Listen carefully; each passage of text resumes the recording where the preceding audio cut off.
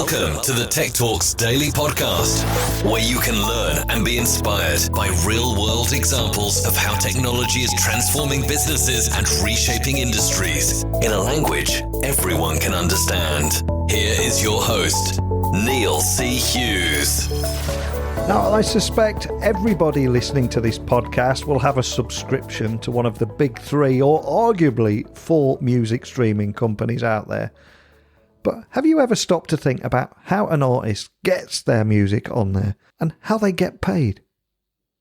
So if we have any musicians listening today, we're going to be talking about the technology that helps artists submit their songs to all of the top music streaming services around the world. Not just the big four here in the UK and the US, but the ones in India and all around the world. How does an artist get their music onto all of those platforms in one submission process?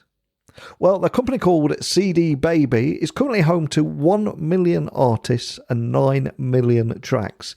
And they've also paid out over $1 billion in artist royalties since founding in 1998.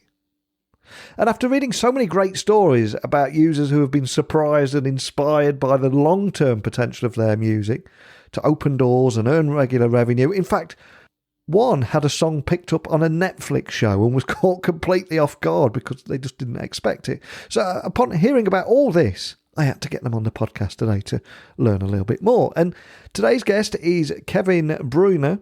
And some music fans will remember he was in the Atlanta-based Small Town Poets, who signed a recording contract with a major label under the EMI umbrella. And their self-titled debut album received critical acclaim, sold 200,000 copies, and even landed the guys with a Grammy nomination, plus multiple Dove Award nominations. So I think we've got a lot to get through, haven't we? So buckle up and hold on tight as I beam your ears all the way to Portland, Oregon, where Kevin is waiting to share his story. So a massive warm welcome to the show, Kevin. Can you tell the listeners a little about who you are and what you do?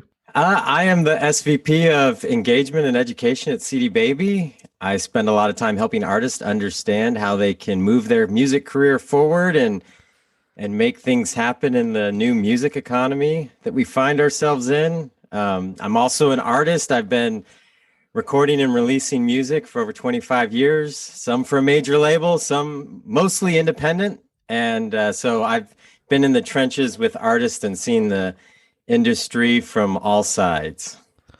Awesome. I feel there's a lot to unpack there. If I was to take you way back before CD Baby, I'd love to know how you got here, what your origin story is, and how those worlds of music and technology and how they collided for you. Sure. I am a guitar player, and I went to college for music and music business. I grew up in San Diego, California, but I went to Nashville for college to study, and that's where I really started to learn about the music business and dive in as a guitar player. And it was definitely one of the toughest times of my life as far as getting to Nashville and realizing how many amazing guitar players and musicians and songwriters there are. And I was at the bottom compared to everybody else. It's very eye-opening when you go to Nashville. I saw that happen to a lot of people. They come to Nashville thinking one thing and realize, wow, this is something. There are so many amazing musicians and creative people. I had no idea. Oh. And so, the one thing I learned in that time period is that talent has something to do with it, but I was shocked at how many musicians and artists just didn't want to work for it. Like the idea of paying dues, no way, not doing it. I had a roommate in college that was by far the best guitar player still to this day I've ever seen in my life. He could have been the top of the top doing anything he wanted, but he just didn't want to pay any dues. So he checked out and was like playing cruise ships for senior citizens for no pay because he didn't want to pay his dues in Nashville. And I was like, what on earth are you doing? But I just found that sentiment to be very true. And the people that were willing to pay the dues, put in the work, and struggle and make things happen and, be patient, some that things happen for them. And so I had a roommate, a different roommate who knew some folks in Atlanta that were starting a band called Small Town Poets, and they needed a guitar player. And right after my 4th year in college, they called me, and I started playing with them. We were working on songs, and later that summer, we got signed to a major label, and things just kind of took off from there. We sold a lot of records. We were nominated for a Grammy. But, at that time, this was the mid to late 90s. The industry was very different. Artists did not have much leverage in anything. I still have our recording contract. It is complete garbage, the stuff that's in there. Labels get a bad rap regardless, but contracts today are far more favorable to the artist because they have to be. Maybe not much more favorable, but they are more favorable to the artist than they were back then. And so I left that situation just feeling like that there had to be a better way. All of us, we were generating a lot of revenue. We were the last to get paid. We were having a hard time making ends meet, and we all just kind of trickled out one by one, and the band went on hiatus for a bit. But I moved back to the West Coast, ended up in the Portland, Oregon area, and I thought, there's got to be a better way. There's got to be a better way for artists to create music and get it to their fans directly, because we had fans, and we were in the situation where the label made us record things we didn't want to. Then we had some stuff we'd recorded that we were very passionate about that they didn't want to release. And we're like, let's just let the fans decide. Why do we have to over-engineer this on the front end? And so I moved to the Northwest. I started writing and recording a bunch and started another band. And that's when I came across CD Baby. They were in Portland, Oregon, of all places. And they allowed artists to sell directly to fans. They'd warehouse your CDs and ship it to your fans. And at this time, this is when digital distribution, CD Baby was one of the first to join in on digital distribution with all the majors as the iTunes store was launching. And so digital distribution was brand new. There was this exciting thing happening where artists were still it was still this new idea that, hey, I don't need a record label to access the market. And so, yeah, I started my first job at CD Baby was just answering the phones and emails of artists, trying to navigate this whole thing. And because of all those conversations, I started the DIY Musician podcast as a better way to bring a lot of these conversations I was having with artists forward about things they were doing to reach fans. And, things like YouTube and MySpace and Facebook were all brand new or newish. And artists were just excited, like, hey, I'm actually being able to do things without having to go on tour forever, or without making a full-time living without a label. And plus, the other thing that was happening that I thought was amazing at the time is that the music consumption was getting very broad, because this independent sector was really taking shape and rising, meaning that we went from, a world that was driven largely by radio, where there's probably 10 different formats that focus on, specific genres, if that, to having, at CD Baby, we have over 850 genres, and some of them we're finding very large audiences and people excited to discover music outside the mainstream. So all that was happening. And, since then, a lot has changed. Obviously, we've moved to a digital first space, streaming. We've got social platforms driving revenue for artists, YouTube, and all that kind of stuff. So a lot has happened over the years, but it's been an interesting journey. Wow, what an amazing story. And I love the fact that for many people, it might have been easier to give the friend a call on that cruise ship and say, hey, can you get me a gig with you? He didn't paint it in a very good light. That was the thing. That's what was so confusing to me. It wasn't like the cruise ships you see today. I mean, a lot has changed in the world in the last 25 years. And back then it was like a third-rate cruise ship that was, he made it sound like it was not very nice. It was kind of gross on board. And yeah, it wasn't the Disney Dreamliner, that's for sure. But instead of doing that, the path you chose led you to CD Baby. And I'm conscious there'll be a lot of people listening, hearing about it for the first time. So can you just give me a bit of an overview of what it is and the problems that you're solving for artists? Yeah, at its core, we're a music distribution service, but we have so much more. I mean, really, we're a one-stop platform for artists to monetize their music. We have all the tools that you need to succeed. For us, it's been about helping artists monetize their creative assets in as many ways as possible, whether that's on social platforms through distribution to digital services. We still have CD distribution and vinyl.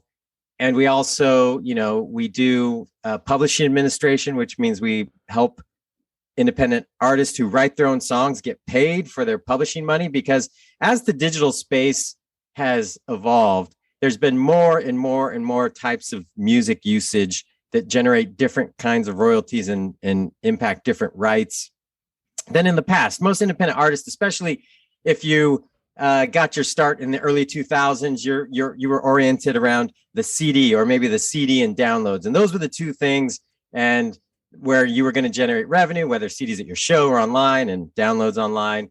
And so it seemed a lot more clean cut, partly because it was. Yeah. But then as things like YouTube emerged and social platforms and people putting your song in their video and using your music in places, or things like how Instagram and TikTok work, where users are creating videos, and the platform itself is supplying the music that they can choose from and add to their video.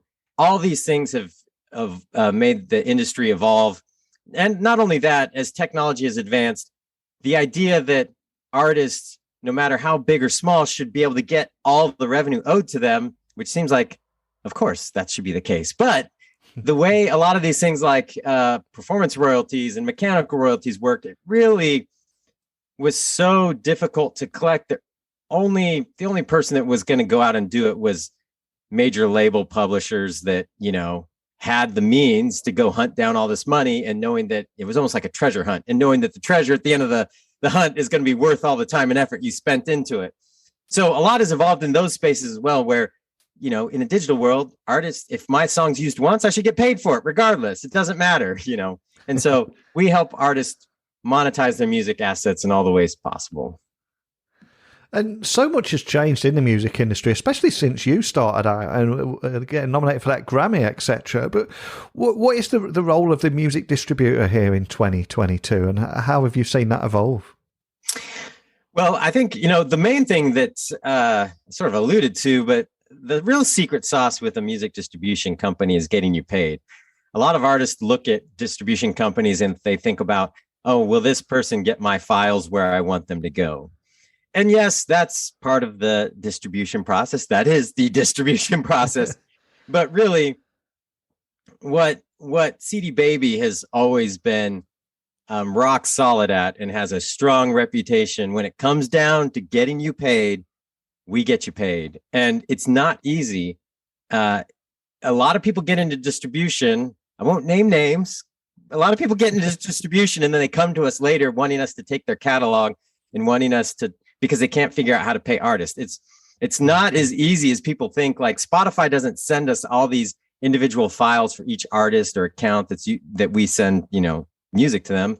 They send us a giant spreadsheet with billions of lines of data and a check. And we have to go match that all to the right artists and right accounts. And sometimes there's mismatches, and we get it down to a negligible amount of variation, where some distributors, they'll have 30 or 40% of that payout they can't match. They can't figure it out because they haven't created the tools in order to properly pay artists. We've been doing it since 1998. We've paid weekly since 1998, which is quite an accomplishment. And so that's one thing that with distribution and what we do for artists, it's, yes, we get your music everywhere it needs to be, but that's only the first step. The more important step is making sure you get paid for everything that's happening with your music. Wow. I mean, paying out $1 billion in royalties in the current climate and the current state of the music industry is phenomenal, because I hear very often about how little artists get from certain music platforms. We will name nameless, but I think we all know who they are. But can you walk me through how it all works at CD Baby? Yeah, I mean, you just go to cdbaby.com as an artist, create an account, and then you have to give us the music. So there's some specific file types we need. Then we need artwork, which is funny that you have to mention that, but there's a lot of artists that, especially now where people are just releasing a lot of singles at times, or they've got a bunch of tracks, like they'll have 10 tracks they want to get out all individually, and they have the realization that every track, just like you see on all the music platforms, every track has artwork with it. So you got to have artwork, and that has to meet certain specifications. But then there's just the information about the music. We need to know the artist information. We need to know the songwriter information. We need to know genre info, all that stuff, which gets called metadata. That's how your music gets classified on platforms. That's some of its information that helps us make sure you get paid. So you need those three things, the files, the art, and all the metadata, and you just enter that into the website, and then away you go, and then you there's some options you check, like with CD Baby, all the extras are except for the publishing administration service, all the extra monetization options are free, but you have to go through and let us know you want us to do those on your behalf. Like we have a sync licensing department. We do all the social monetization. We do YouTube monetization, but those are a bit of a separate rights grant. So you just have to let us know you want us to do that on your behalf. And then away you go. Your music gets out there. And what's the biggest plus point or advantage over, let's say, a young independent artist that's just submitting their stuff manually to Spotify on its own? What is it, because you send it to multiple areas and the royalties aspect as well? Is that the big selling point? Yeah, well, Spotify doesn't take direct submissions anymore. They shut that down. Which when they launched that, I laughed because Google tried it, they shut it down. Apple tried it, they shut it down. But yes, I mean, the main thing is that we send your music to all the platforms. And by mean all, I don't just mean the 3 or 4 that people can name off the top of their head. I'm talking about platforms all over the world, in territories where, I'm in the United States. I don't know what streaming services they use down in over in India or I do because I work at CD Baby, but the average person does not. And there's other services, believe it or not, in other areas that aren't Spotify, Amazon, or Apple Music or Tidal. There's a lot of other services around the world, and it's important that your music be everywhere possible, because as an independent artist, you need to be any place where a fan might engage with or discover music. You need your music there, because they don't know who you are. So they're not going to go out of the way to find somebody they don't know who they are. And before you came on the podcast, I was doing a little bit of research about you guys. And one thing that really stood out for me on the outside is that collaborating and different partnerships right across the industry seem very important to you. Is that right? And why is it so important to you at CD Baby? Like other partner companies? Yeah. There was a couple of big names there that you've announced, I think, recently. Yeah. As far as, we have certain partner companies that we align with that do valuable things for artists that we don't, like Bandzoogle is one that we have a strong partnership with. They have amazing selling tools for artists to sell directly from their own website, which I use myself and have generated a lot of revenue for my band just using those tools. Then, we have other partnerships with, all the digital service providers like Amazon and Spotify and all those. And some of those we'll be working more closely with, helping them. Like in the case of Amazon, they came to us really wanting help and guidance with creating their artist platform and wanting to make sure that, hey, we're actually making what artists want. And so sometimes we'll work closely with someone like that to, collaborate on the tools that artists would want in order to better use or access fans on that service. Then we have, other partnerships like Rotor Videos, which is a great service that makes it easy to make professional looking music videos. And I've used that service a bunch. It's a huge time saver for artists, and it also makes making great looking music videos easier, especially now where a video component for your music is so important and in the future might be required.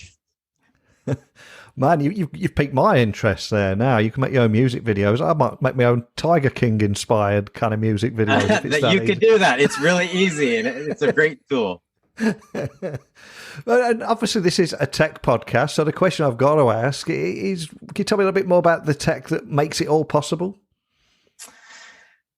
Yeah, I can try. I'm I'm a marketing guy. Yeah, so, you know, I you know, it's a big operation, especially at this stage, you know. We basically have, you know, our front end team that makes all the interactions with artists and the data collection work. Then we have our data team that really a lot of what they do is managing payouts and managing all that data that I mentioned that's coming in. And then we have, you know, our systems team that makes sure that the whole thing doesn't go down, which is more important than ever because, you know, the bigger you get, the more you're just, you know, nefarious people on the web are always looking to mess with your website. So that's, you know, on the tech side, that's the three main groups we have at CD Baby. And, you know, for us, we're going through a big back-end system upgrade right now, and which will allow us to move quicker and roll out more tools more efficiently for artists and continue to, you know, create the things that artists want and the things that simplify their workflow. And one of the stories I wanted to bring up with you today, again, when I was doing a bit of research, I read a story that one of your artists or users were getting a song picked up by a Netflix show called Outer Banks and was completely caught off guard because it was so unexpected. But can you share that story? Because I think it will offer a little bit of inspiration to young musicians out there too. I don't know that specific story directly, but I can tell you multiple stories about sync licensing. We do sync placements. And in fact, you know, going back to my personal story, that was one of the first things I started doing at CD Baby after I was just, you know, talking to artists all day. I was pitching songs for film and TV. And the thing that's always interested me about sync licensing is that it's a very different world. And, you know, artists that are interested in getting their music placed in film and TV, you have to think about the world very differently as far as like music. It's about the song serving a purpose in a film, and that purpose could be a number of things. It could be, you know, emotional. It could just be have the right sound and vibe. It could also be lyrical content that really serves the scene. It has very little to do with its popularity, even though we do hear popular songs in film and TV. But independent artists and CD Baby specifically, our catalog is so huge that music supervisors come to us and they have very specific needs, whether it's a big band version of a song, which will have plenty of options for them, or they need a lyrical, some sort of thing in the lyrics, or a certain vibe, like a show that was on HBO. I forget the name of it. David Duchovny was in it. It took place in the 60s. And they wanted a bunch of original, like authentic sounding music from the 60s. And we had this catalog from someone that they used us for distribution and signed up for sync licensing that just had an enormous amount of tracks that were recorded in the 60s. And they licensed like 12 of them. And so we've built this reputation over the years of just having a lot. If they're not looking for some known pop song, they know that we have an enormous amount of depth to our catalog. And so they'll come to us and oftentimes we can find it. So Netflix, we've been a go-to well for Netflix and gotten a lot of artists placed on a bunch of different Netflix shows. And really the thing is, like I said, the sync licensing world is different. You know, all these Netflix shows, they don't have big budgets. So for them to get like a major label artist that's a very recognizable track might blow their entire music budget for the entire season of whatever show they're doing or the movie. So a lot of these productions really lean on independent artist music.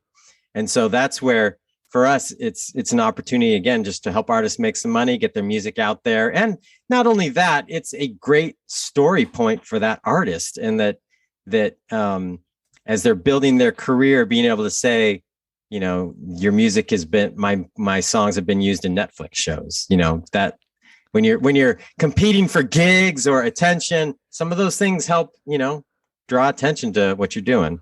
Yeah, I can really imagine. And if we zoom out now, 20 years ago, the music industry was very different to what it is now. And 20 years from now, it'll be completely different again. But what's your grand vision for CD Baby? For us, we just want to be the platform that artists know that whatever happens in the music industry, that their music is being fully monetized and taken care of, and we're stewarding their music in the best possible way, so they don't have to worry about all the changes. But for us, we want to make sure that, hey, wherever this thing goes, we want to be the best partner for artists in order to manage their music, get it all the places it needs to be, make sure they're fully monetized, and give them the tools as an artist to help them succeed, and things like, promotion tools and things like that. So for us, we're always going to be aligned with the artist. That's who we advocate for. We are a lot of the people at CD Baby, and especially in the early days, everybody at CD Baby was an active artist. It was quite the scene. It was not your typical office, I can say that. But for us, that's our alignment has always been with the artist and seeing things from their perspective. Well, we began the podcast talking about your origin story, and as we come full circle, I always ask my guests if there was a song or piece of music that has inspired or helped them in their career. Now, as you're a music guy, I'm particularly interested in what you're going to go for here, but is there a song and a story you can share with us that we can add to our Spotify playlist? Oh, man, that is such a tough question, because it's hard to just single in on one.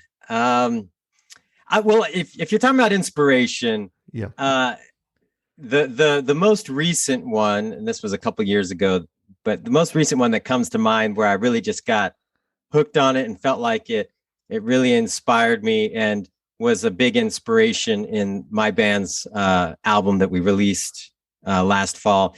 But the Death Cab for Cutie album, Thank You for Today, and the song When We Drive, but that whole album is amazing. But that particular song, there was just, I'm a guitar player. There's just some really tasty guitar parts. It's a great song, and it just felt very inspiring. And one of those things where it makes you want to take what you're doing with your musical craft in a not necessarily a new direction, but it makes you want to grow in what you're doing and try new things and get outside of your predictable box. So that's one I can say. Yeah, man, that's a great band, album, and great track. I got that added to our Spotify playlist. Before I let you go, though, for anyone listening wanting to find out more, find CD Baby online, contact your team, or even check out the podcast that you mentioned, can you just point everyone in the direction there? Yeah, if you want to check out CD Baby, just head over to cdbaby.com and you can create an account. There's some free marketing tools you get access to just by creating an account. So even if you aren't ready to distribute, there's reasons to go ahead and get into that account. The podcast is called the DIY Musician Podcast. We're coming up on our 300th episode, which I can't believe we made it that far. And we also have the DIY Musician Conference, which is happening this year in real life in Austin, Texas, August 26th through 28th. That is such an amazing time. And I think this year people are going to need it more than ever. Just being together with like-minded individuals to talk music, to feel inspired, to meet collaborators, to learn all the latest tricks and tips.